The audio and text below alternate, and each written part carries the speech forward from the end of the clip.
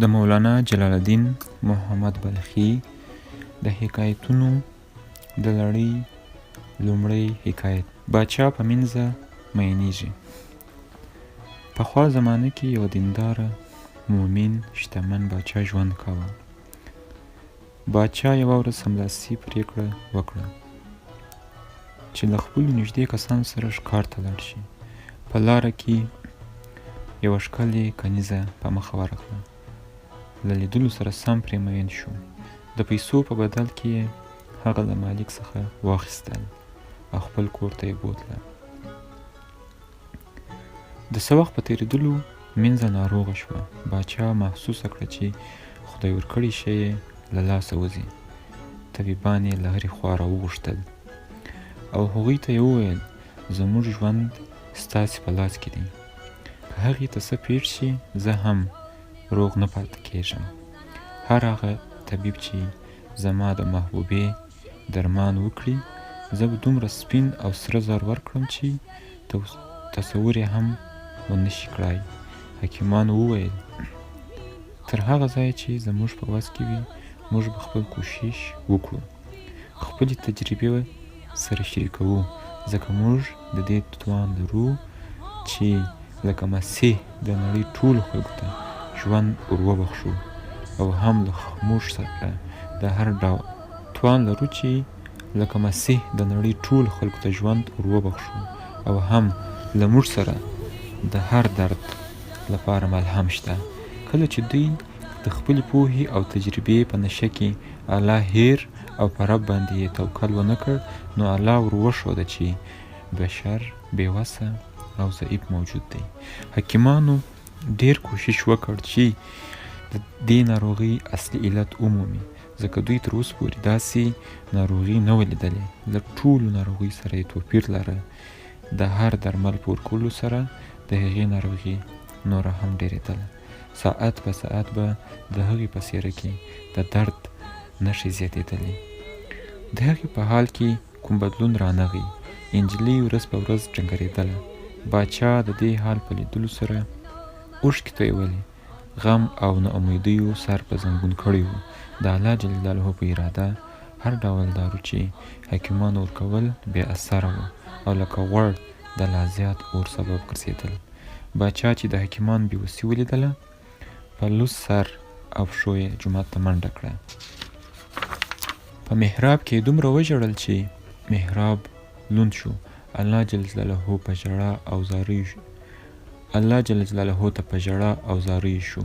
ویې ویل ای زما بخښونکی خدایه تا ته څه ووایم؟ ته د ټول عالم په پټ او ښکاره خبر یې.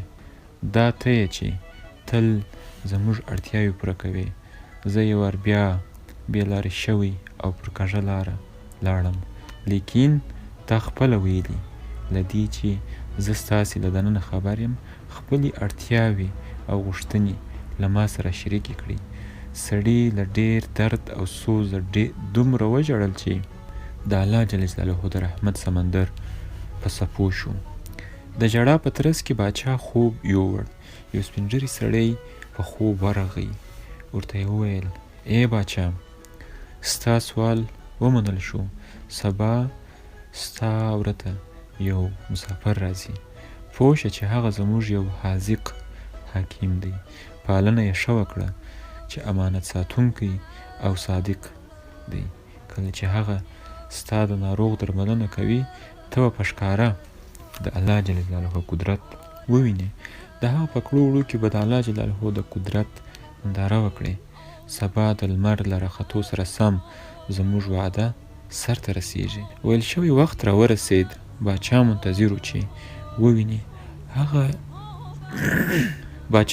و چې وویني هغه لیدلی خوب یې څنګه رښتیا کېږي. ناڅاپه یې سترګې پرې یوه سړي ولګېدې چې پوهانو ته ورته و.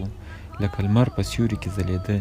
له لرې لکه یو ځلانده سیوری د ده پر لور را روان و او لکه یو خیالي موجود چې هم و او هم نه و.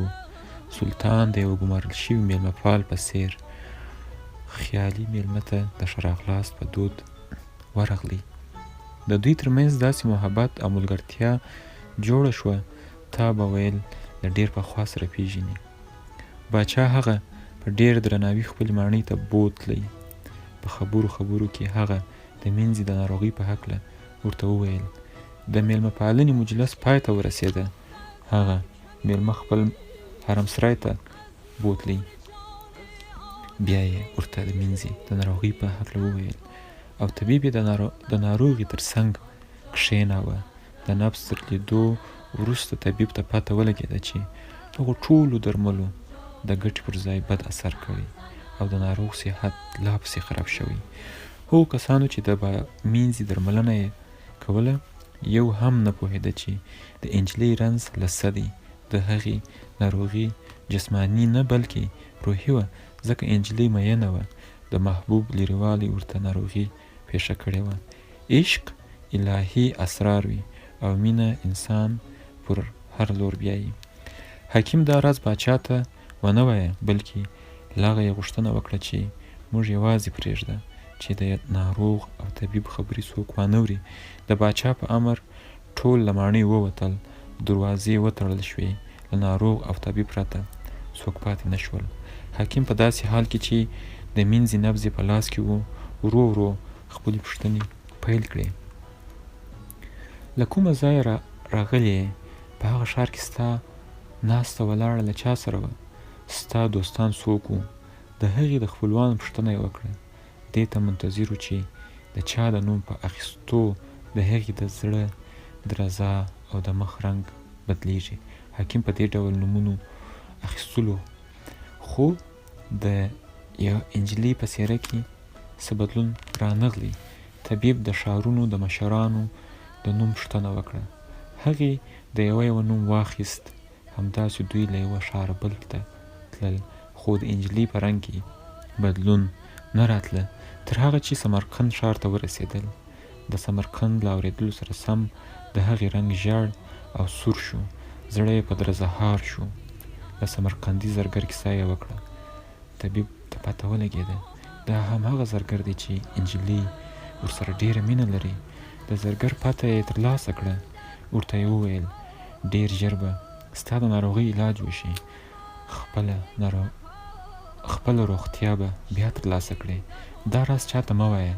زه به لکه یو مهربانه پلار تا ته نجات درکړم. طبیب باچا ته ورغلی. د پیښې څه برخه یې ورته څرګنده کړه. هغه ته یې وویل د دې ستونزې یوازینۍ حل لاره دا ده چې هغه زرګر ته ډېر سپین او سره زر ور وښیه چې د شتو په لیدلو مغرور شي او دلته راتګ ته زړه ښه کړي. سلطان د حکیم خبرې واورېدې او د زړه له کومې د پلي کېدو دپاره یې ملا وتړله. خپل دوه تکړه مامورین یې هغه ښار ته ولېږل چې زرګر راولي. مامورینو وروسته له ډېرو پوښتنو هغه وموند. له لیدلو سره سم د زرګر په صفت شول چې ای استاذه ستا د هنر هنګامې ان تر ختیځ او لویدیځه تللي دي. هر څوک د لیدلو ارمان لري. زموږ باچا غواړي د سلطنتي ګاڼو ټول مسؤلیت تا ته در وسپاري ځکه ته یوازینی کس چې د سلطان د خوښې کارونه کولی شي. غمي او دا سره او سپین زر واخله او دا قیمتي کالي واغونده چې د باچا پر لور وخوځېږو. هغه تا ته سترګې پر لاره دی. سړي د خزانو په لیدلو مغرور شو. عزیزان او خپل ښار پرېښود او د هغه چار پر لور یې وخوځېد چې د ده د وژلو بندوبست یې کړی و. زرګر پر یوه چابک آس سپور او د خپل مرګ پر لور روان شو. ښار ته له رسېدلو سره سم هغوی زرګر نیغ په نیغه طبیب ته ور واستاوه. په ډېر احترام شاهي ماڼۍ ته ورسېد. باچا ورسره زیاته مینه وکړه. په ډېر درناوي یې هغه ته د خزانو کلي ور وسپارلې. په همدې وخت کې حکیم باچا ته وویل هغه ښکلې انجلۍ هم ده ته ور وبخښه. سلطان دا کار هم وکړ. د زرګر او کنیزي واده وشو. تر 6 میاشتو پورې دوی ښه سره خوشحاله وو. مینځه روغه رمټه وه. بیا یې په زرګر تیار کړي شربت وڅښل. زهرو خپل کار ورو ورو کاوه. ورځ په ورځ د هغه رنګ ژړبخونی کېده تر دې بریده چې ښکلا یې په بدرنګۍ واوښته او د هغې ښکلې ځوانۍ څه اثر پاتې نه شو. کله چې مینځي د زرګر دا بد حال ولیده، زړه یې ترې صبرېده.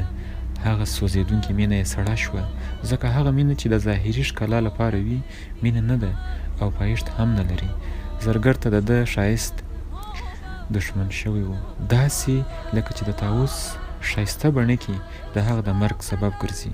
باچا زرګر وواژه ځکه چې ډېر ښکلی و، داسې لکه چې د ګیدړې سر د هغې د پوستکي لپاره اوسېږي.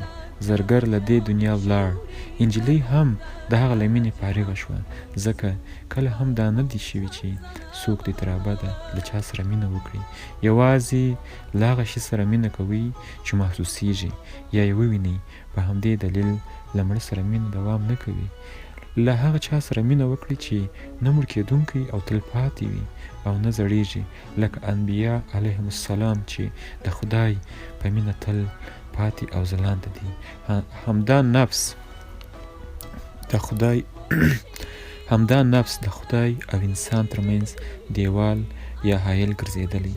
هیڅکله دا ګمان مه کوه چې ته لکه باچا نشې کېدلی او دا به ستا له لاسه ونشي، ځکه ته له کریم خدای جل جلاله سره مخامخ یې او له بخښونکي سره معامله اسانه ده. حکیم زرګر د هغه د مال ویرې یا هم د سلطان په امر ونه واژه، بلکې دا د الله جل جلاله حکم و چې ورته وحی شوی و. څنګه چې خضر په سمندر کې دننه د بیړۍ په سوري کولو سره سلګونه کسان وژغورل چې د دښمن له شره خلاص شو. هغه چې له تا نه ستا ځان اخلي، هغه تا ته همدا ځان درکړی او ستا ټولې ارزوګانې یې درته پوره کړي دي. ته فکر کوې چې سلطان د خپلو غوښتنو او ارزوګانو لپاره زرګر وواژه. دا بد ګمان مه کوه. باچا د هغه وینه د خپل هوس لپاره نه ده توی کړې. دا ربړي او ناخوالي د دې لپاره دي چې دا نفساني ګند او خاشاک د ازمایښت په تناره کې وسوځي، چې زموږ الهي روح لکه زر ترېنه بیل او جلا شي. وګوره، هر کله چې د ژوند حقیقتونه په خپل تله تلي له حقیقته لرې کېږي. درنښت.